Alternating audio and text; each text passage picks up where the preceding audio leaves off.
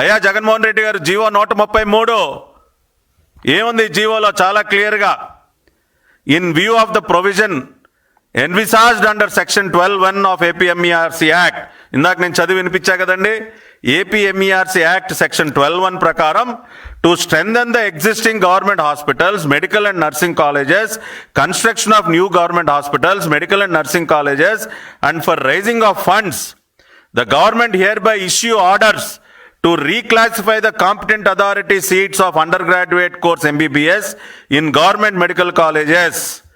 Introduction of category B self-financed seats.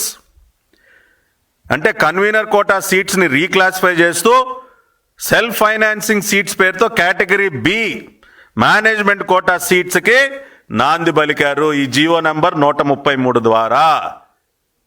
Jaganmohan Reddy గారిని నేను challenge చేస్తా ఉన్నా, మీరు ఈ జీవోకి సమాధానం చెప్పండి. ఈ జీవో కాగితం చేతిలో పట్టుకొని మీరు రేపు మీడియా ముందుకు రండి. ప్రభుత్వ వైద్య కళాశాలల్లో మేనేజ్మెంట్ కోటాని ప్రవేశపెట్టింది నేనే అని మీరు రండి, మీడియా ముందుకు రండి. దీన్ని ఎవరు కాదు, ఇటువంటి జీవోలన్నీ కనపడకూడదనే కదా దాచిపెట్టారు. ఇవాళ జీవోలు మాయం చేసింది ఆనాడు ఇటువంటి జీవోల కోసమే కదా. జగన్మోహన్ రెడ్డి గారు చెప్పండి.